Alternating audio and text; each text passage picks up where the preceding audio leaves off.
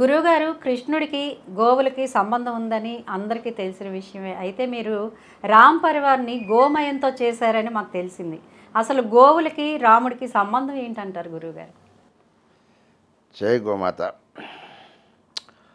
రామో విగ్రహవాన్ ధర్మ.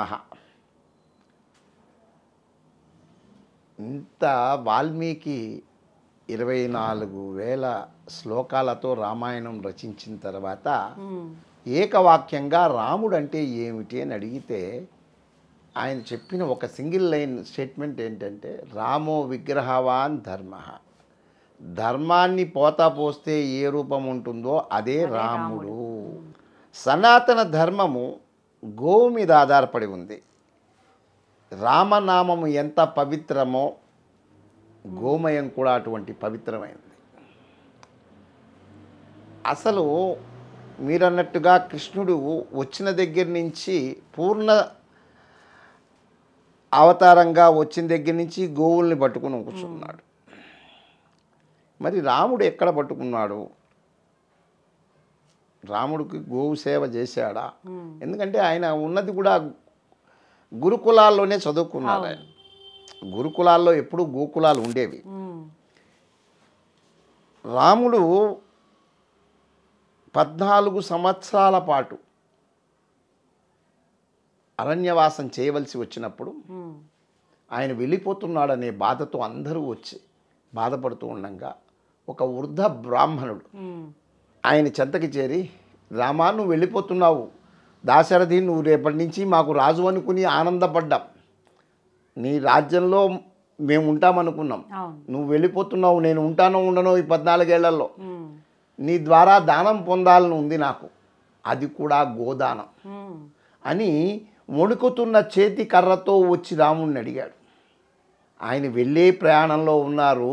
వచ్చిన వృద్ధుడు కర్రతో ఊగుతూ అడిగితే ఆ చేతిలో ఉన్న కర్ర తీసుకుని బలవంతంగా విసిరాడు. ఎంత దూరం అయితే పడుతుందో అన్ని గోవులను నీకు ఇస్తాను బొమ్మని.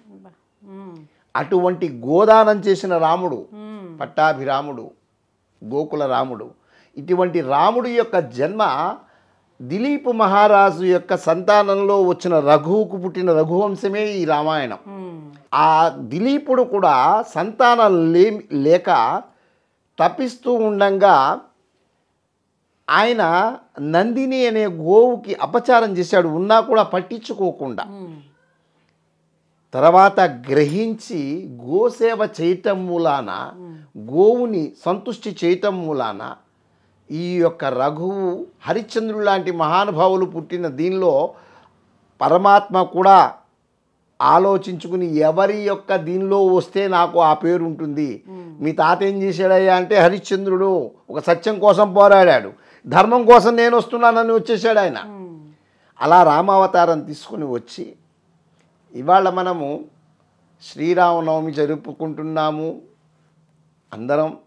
మన అందరి అదృష్టం ఏమిటంటే ఇవాళ మనము 500 సంవత్సరాల తర్వాత అయోధ్యలో బాలరామయ్యని తిరిగి పునఃప్రతిష్టాపన చేయగలిగే ఆ దృశ్యాన్ని చూడగలిగే జీవులుగా భూమి మీద మనం నడయాడుతున్నాం. అది మనం చేసుకున్న సుకృతం. అటువంటి సుకృతంలో మనం కూడా కోరుకుంటున్నాం. ఏం కోరుకుంటున్నాం? రామరాజ్యం రావాలి అని కోరుకుంటున్నాం. రామరాజ్యం రావాలి అంటే రామరాజ్యంలో అసలు ఒక మనిషి సామాన్యంగా బతకడానికి నీడ్స్ అంటాం. నీడ్స్ అంటే అవసరాలు అంటే తిండి, నీరు, గాలి. ఇవి ఏవి పంచభూతాలు ఇచ్చేవి కాకుండా తిండి, ఉండి నిద్రించేందుకు ఒంటికి కట్టుకునే దుస్తులు, ఇది నీడ్స్. నీడ్స్ వరకు రాముడు అందరికీ ఫుల్ఫిల్ చేశాడు. ఆ రోజుల్లో ఉచితాలు లేవు. మేము కిలో బియ్యం దీనికి ఇస్తా దానికి ఇస్తానని ఇవి లేవు. అందరూ కష్టపడ్డారు. రామరాజ్యంలో అందరూ కష్టపడ్డారు.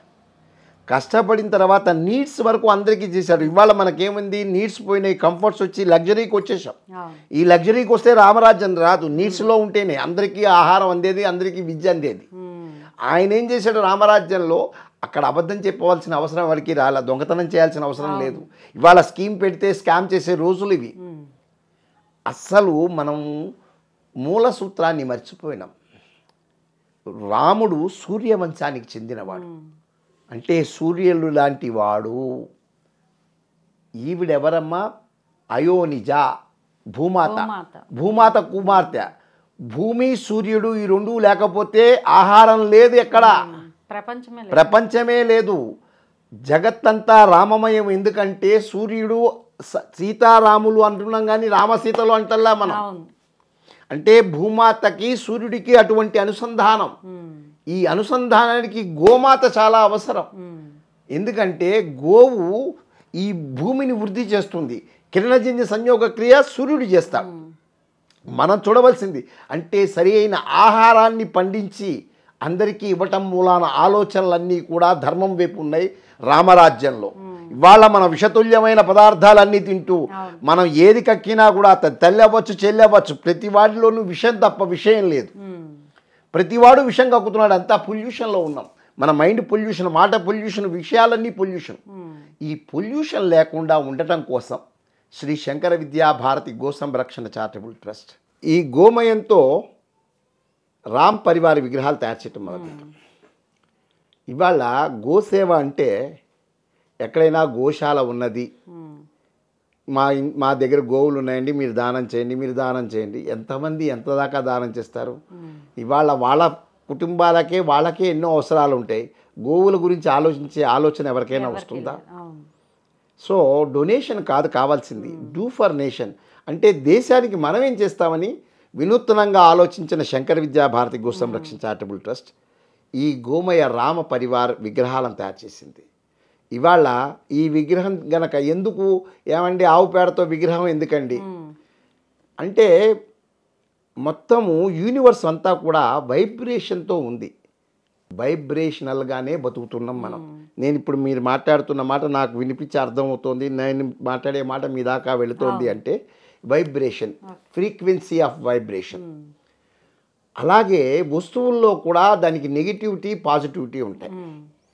ఈ గోమయంలో ఉన్న పాజిటివిటీ ఏంటంటే ఇది కాస్మిక్ ఎనర్జీ సెంటర్. గోవు అనేది దాని నుంచి రిలీజ్ అయిన కాస్మిక్ ఎనర్జీ ఇది. ఈ కాస్మిక్ ఎనర్జీ పాజిటివ్నెస్ని, పీస్ని ఇస్తుంది. ఇవాళ మనం రోడ్ల మీద పెట్టి అమ్మే ఈ ప్లాస్టర్ ఆఫ్ ప్యారిస్ విగ్రహాలన్నీ మనం కొని ఇళ్లలో పూజలు చేస్తున్నాం, రకరకాల విగ్రహాలకు చేస్తున్నాం. వినాయకుళ్ళు 30 అడుగులు 40 అడుగులు 10 అడుగులు విగ్రహాలన్నీ పెట్టి నీటిని కాలుష్యం చేస్తున్నాం. ఈ యొక్క అంటే నెగిటివిటీని పెట్టి పాజిటివిటీ కోరుకుంటున్నాం మనం. ఇది పాజిటివిటీ.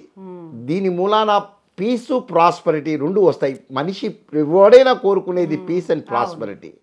ఈ ఆనందం దేని నుంచి వస్తుందంటే ఈ గోమయం నుంచి వస్తుంది. అసలు ఆడది గోమయాన్ని పట్టుకుంటే 5వ పెరుగుతుందని శాస్త్రం చెప్తుంది. ఈ అందుకని ఆడవాళ్ళందరి చేత కూడా ఈ కార్యక్రమాలన్నీ చేయిస్తూ వాళ్ళకు కూడా వృత్తి నైపుణ్యాలను పెంచుతూ వాళ్ళ జీవితాలకు కూడా ఒక దిక్సూచిగా గోమాత పాలించటం కాదు పరిపాలించటం అనేది. ఆ గోమాత పాలే ఇస్తుందండి అనే విషయం కన్నా పరిపాలిస్తుంది, చాలామందికి ఉపాధి కల్పిస్తుందనే ఒక ఆలోచనతో శ్రీ శంకర విద్యా భారతి గో సంరక్షణ చారిటబుల్ ట్రస్ట్ దీనికి శ్రీకారం చుట్టింది. ఈ శ్రీరామనవమికి అందరికీ కూడా అందరి ఇళ్లల్లో అందరూ బాగుండాలి, అందరిలో మనం ఉండాలి, అందరి ఇళ్లల్లో గోమయమైన ఉత్పాదన ఉండాలి. ఎందుకంటే గోశాలలు సెల్ఫ్ సస్టైన్గా ఉండాలి. అంటే వాటి కాళ్ళ మీద అవి నిలబడాలి. ఆ కాళ్ళ మీద నిలబడాలి అంటే ఇవాళ పరోక్షంగా అందరూ ఆవులు పెంచలేకపోవచ్చు. పెంచలేని వాళ్ళు గో ఉత్పాదనలు ఏవైతే గోశాలలు తయారు చేస్తున్నాయో వాటిని గనక ప్రోత్సహిస్తే చాలామంది దీని మూలన ఆవు అనేది ఒక జంతువు కాదండి, ఆవు అనేది ఒక ఇండస్ట్రీ. దాని నుంచి ఎన్నో రకాలు, sky is only the limit, దానికి ఆకాశమే హద్దు. అటువంటి అన్ని రకాల ఆరోగ్యానికి కానీ భూమి యొక్క సారానికి కానీ మనం తయారు చేసే పెస్టిసైడ్స్ కానీ రంగులు కానీ అన్ని రకాల ఉత్పాదనలు మనిషికి ఆరోగ్యానికి 300 రకాల రోగాలకి ఆయుర్వేదంలో దీనిలోంచి అనుపానాలు ఉన్నాయి. కాబట్టి గోమాత యొక్క విశిష్టత గోమయానికి ఉంది, గోమూత్రానికి ఉంది. కాబట్టి అటువంటి రామ్ పరివార విగ్రహాలు ఈ శ్రీరామనవమి రోజున మన తెలుగు వాళ్ళందరూ కూడా శ్రీరామనవమిని పానకంతోనూ వడపప్పుతోనే కాకుండా ఈ గోమయ రామ్ పరివార విగ్రహాలను కూడా పెట్టుకునేట్లయితే ఇవి శాశ్వతంగా మీ దగ్గర నిలిచిపోతాయని నమ్మకంగా చెబుతూ మీరందరూ వీటన్నిటినీ మా యొక్క ప్రయత్నానికి మీరందరూ సహకరిస్తారని.